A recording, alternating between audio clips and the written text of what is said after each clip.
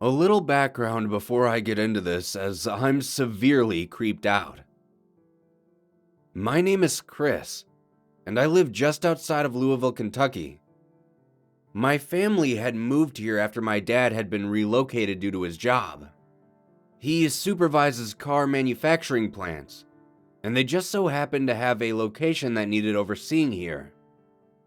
We had moved down here shortly after I graduated high school. I had been lucky enough to get a job online so I could work from pretty much anywhere, provided there was internet. Even though I wanted a place of my own, to leave the nest as it were, my parents were more than kind enough to let me stay with them for a while. I paid them rent, of course. Not as much as a typical apartment, mind you, but it was better than nothing. The house we moved to is basically in the sticks. I'm talking surrounded on all sides by forest. Well, apart from our front yard, which stretches towards the main road. Our house is nice. Well, as nice as a house can be in the middle of nowhere. My father is a big nature guy, and when my parents were choosing a house to purchase, this one just seemed to have everything they were looking for. We had lived in this house without issue for around 3.5 years. Not long after my 21st birthday, my parents surprised me with a gift. Well, more like an opportunity. My father was once again tasked with relocating to oversee a new plant being constructed in Florida.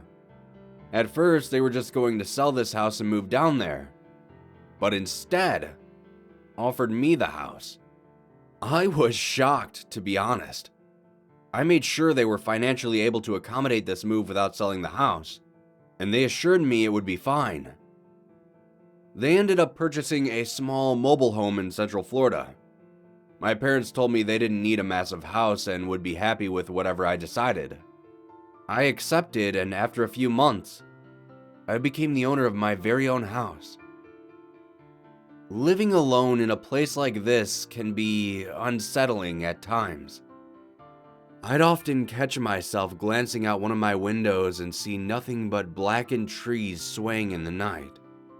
The isolation I felt was palpable. It wasn't nearly as bad when my parents were around. Something about that childlike assurance was enough to ease my mind. That quickly vanished once they left, however. If I had known it'd be like this before they moved away, I might have just taken them up on that offer of going along. So, it's been about a year since my parents had moved and I was pulling another all-nighter on my computer. For those of you wondering, I process pharmaceutical requisitions and forward them to the proper clients. I'm basically tech support for pharmacies. I was sitting in my room trying to make a dent in the mountain of email requests I had received throughout the day. After mindlessly typing away at my keyboard, I glanced down at the time and saw that it was 3 o'clock in the morning. With a stifled yawn, I rubbed my eyes, which had been strained from my bright computer monitors. I planned on only doing a half hour more of work before bed, but I was in desperate need of something to drink. My house has your basic home layout. Living room with an adjacent kitchen, a hallway which branches off from the living room to 2 bedrooms and a bathroom. We have an upstairs loft/room where I used to sleep, but I've since taken residence in one of the downstairs rooms for convenience. I stumbled out of my room and made my way towards the kitchen. After drinking 2 large glasses of water, I placed the glass in the sink, wiped my mouth, and turned to head back to my room. I stopped dead in my tracks, about halfway through my living room.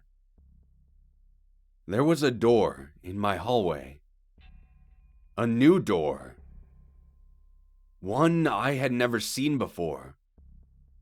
When I first noticed it, it reminded me of an episode of Doctor Who, where an escaped alien convict takes up residence in one of the characters' houses and hides in a room which they couldn't see. I was stunned. I wasn't sure what to do. I had lived in this house for 4.5 years, And all that time, there had only ever been 3 doors down that hallway, the 2 bedrooms and the bathroom. As I stood there, I thought about calling the police, but what would I say to them? Hi, yeah, a random door just appeared in my house. Please hurry. They'd probably throw me into an institution. My legs felt fused to the living room floor. I was unsure if I was just incredibly tired or if there was something wrong with the water I drank. I took a few deep breaths, and after doing so, I regained a faint amount of feeling in my legs. I took a few shaking steps towards it. A part of my brain was just filled with warning alarms, and another was brimming with curiosity. Even though this was obviously unsettling, the mystery was just as provoking. After what felt like hours, I managed to walk up to this door. I simply stared at it for a while. It looked identical to both of the bedroom doors, which were clearly visible down the hallway. I tried to calculate the structure of my house in my mind. If I was thinking correctly, there was no way this door could exist. The exterior wall was supposed to be on the opposite side from where this door stood. So either this door opened to the outside, or someone had built an addition onto my house within the last few hours. I placed my ear near the door to see if I could hear anything inside of it. Unsurprisingly, there was no sound, other than the distant cacophony of insects outside. I could feel my palms beginning to sweat as I reached down for the knob. I gripped the handle tightly and turned. The door seemed to almost pop as it was unsealed. I pushed it open as slowly as possible, craning my neck to peek inside. From what I could make out through the tiny sliver, it appeared to be another hallway. I pushed the door open further and leaned my head inside. It was indeed a hallway that extended forward maybe 20 or so feet. At the end of it was another door which looked identical to the ones in my house. I should have just shut the door and left for the night, but that looming curiosity in my head was pleading for me to investigate further. I entered the hallway and softly walked towards the other door. I once again put my ear up to the wood, and this time, I could hear something on the other side of it. It sounded almost like air moving inside. Not so much a gust of wind, but more like breathing. My hand gently rested on the doorknob, and just as I was about to turn it, a slam sounded on the other side of the wood. The sudden impact sent me flying backwards, and I landed hard on my back. Before I could even register what had happened, another forceful slam shook the thin wooden barrier between me and whatever it was on the other side. I was so terrified at whatever it was that was making that noise, I couldn't even stand up. I just sort of crab walked my way backwards as pound after pound sounded upon the door.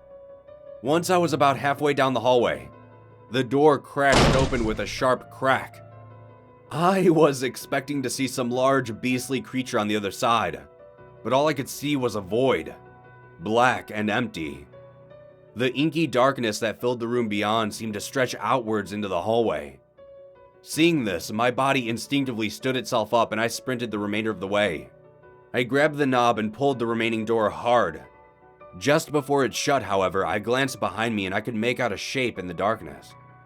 It was horrific, like something out of the minds of King, Craven, and Geiger combined. It was incredibly thin, but immensely tall. Long arms and legs jutted out from its narrow torso. The best way I can think to describe it is like one of those stick bug things. I couldn't make out its face as it was too obscured by the darkness in the chamber, but I could, however, see its eyes, like 2 orbs of fire shimmering in the night. Its elongated appendages would shoot out from the dark and scrape along the walls, pulling it closer and closer. I slammed the door shut in its face and backed away from it. A forceful slam reverberated on the wood in front of me, and that was enough to send me running for my car. I swiped my keys off the counter and dashed outside, driving off into the night. I spent the entire night just driving around the city until the sun came up. I had only just returned about an hour ago, and when I entered my house fully expecting to see that thing waiting for me, there was nothing. I glanced around the corner into my living room to look at the door, and it was gone. What I had experienced the night before wasn't some hallucination. There was no way that was possible. I didn't have to look too hard to confirm my beliefs, though.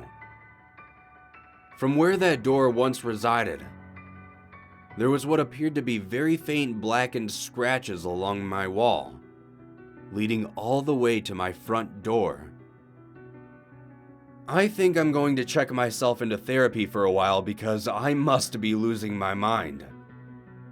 But, just in case I haven't lost it completely, whatever was trapped in that mysterious door is out now. And I have no idea where it could be. If any of you see a mysterious door appear somewhere in your house, please, do not open it. I don't think you'll like what you'll find within.